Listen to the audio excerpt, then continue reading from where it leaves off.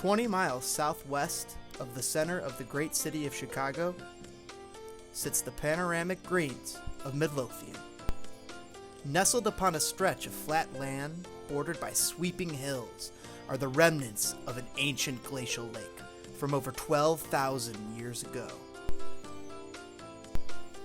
The Tinley Moraine that Midlothian sits upon is the remnants of the shoreline of this ancient lake, paralleling Lake Michigan's borders roughly 20 miles to the northeast.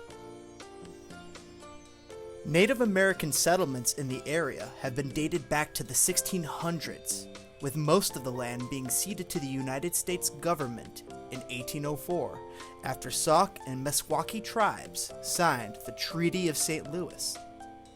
The treaty that would later be considered the reason for the Great Black Hawk War of 1832 in the Illinois Territory. English, as well as German and Irish immigrants, initially settled the area, making use of its farming potential as early as the 1830s. As you can see on this map, Midlothian proper did not exist. There was Bremen, Orland, Bachelor's Grove, Frankfort, and Worth to the north. Thanks to Lincoln and Douglas, trains were coming through the area. The first train stop was known as Rexford Crossing. It became a notable whistle stop sometime between the late 1850s and 1892. The station initially served local farmers as a place to distribute their wares and produce, and ways to get to and from the city of Chicago. It didn't take long for the tiny milk stop to spark the imagination of some local golf enthusiasts. In 1898, the Midlothian Country Club was founded. The 1893 Columbian Exposition in Chicago had introduced the game of golf to a wider audience in America and the Chicago area. A group of local business magnates, including Marshall Field and Montgomery Ward, helped pay for the building of a golf course on the nearby hills. The course was named Midlothian Country Club. The town rallied around their local gem. This momentous business became the catalyst that spurred Midlothian's growth into a respected town and premier golf destination. The nearby farmland would remain unincorporated until 1927, when the village was officially founded. By 1900, the golf course had its own private railroad installed, created in part to combat the sometimes flooded streets that became too muddy to traverse. The flooding of these main streets may seem all too familiar to many Midlothian residents today. Coming from the city of Chicago, one would disembark the Rock Island Railroad train at the 147th Street station and then board a second train dubbed the, quote, shortest railroad in the world. The train would then head north along what is today Millard Avenue before turning west on what is today 143rd Street to get towards the golf course. The train continued along 143rd until it approached the golf course's private station. The guests would then be taken by wagon up to the clubhouse. Originally composed of mainly farmland, Midlothian began to develop with the success of the golf club. Around 1915, land developers began buying up the surrounding farmland to turn it into residential housing. By 1924, the first general store, church, and school had opened in Midlothian. The first elementary school being established in 1919, a second was not far behind, and it was opened in 1924 by the Catholic nuns at the St. Christopher Church. The village finally formally organized in 1927, incorporating the golf course and the surrounding land. If you take a closer look at this map, you'll see two mysterious areas of interest. The first is the abandoned town of Gozalville, somewhere in the woods, just a mile or two from the golf course, near the intersection of 147th Street and Justimere Road, lies the abandoned town of Gozalville. The skeletal remains of buildings can still be found there. The town was a stop on the Pony Express and had its own general store and post office.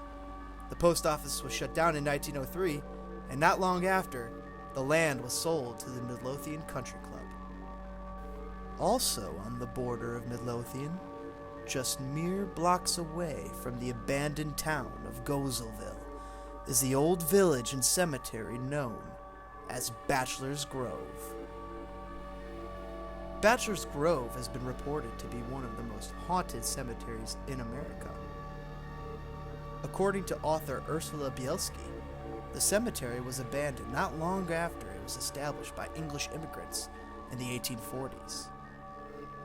In the 1920s, the Grove's bog gained some infamy as a rumored dumping ground for organized crime looking to dispose of unwanted bodies. Bachelor's Grove Cemetery has a few notable ghosts, but the most famous is known as the White Lady. Besides specters seemingly standing in the middle of the swamp, witnesses have also reported orbs floating through the trees, while police have reported seeing ghostly cars turn down roads that don't exist. So much more can be found about these mysteries in the local Midlothian Library, an integral cultural institution in the town.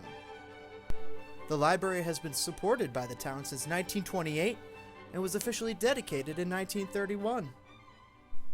Various events, such as floods, multiple mayors, unpassable train cars, and even train track boundary lines, have brought the town of Midlothian into the focus of many politicians, including Patrick O'Malley, Stephen A. Douglas, and Abraham Lincoln.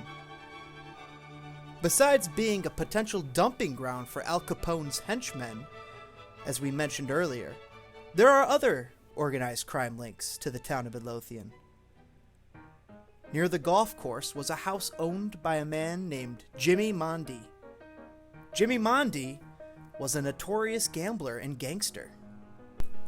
Mondy attempted to repurpose some of the land surrounding the golf course. According to the Chicago Tribune, there were multiple ideas for the land, including, quote, a public golf course, a swimming pool, a motor speedway, and polo grounds. Among his more sinister and clandestine plans was a casino. A notable resident of Chicago, a brother of Merrill Meigs, of Meigs Field fame, was the one who apparently objected to Jimmy Mondy's plans. Thanks in part to some influential friends like William Randolph Hearst, Henry Ford, and Harry S. Truman, Meigs' brother succeeded in preventing the installation of Mondy's casino. Here, the magnificent Midlothian train station. Its historic connections with the golf course have always been at the center of Midlothian's growth. Nearly 200 years ago, a mere handful of farmers were located in the area. In 1930, Midlothian had grown to 1,775 residents. In 1960, the population was 6,605. The last census, taken in 2000, shows that nearly 14,315 people now call the village of Midlothian home. Over 100 years since their initial founding, both the Midlothian Country Club and the Midlothian train station are still very popular today. In the shadows of the Windy City, almost 2 centuries since the first farmers settled the area, the suburban village of Midlothian still swings with life.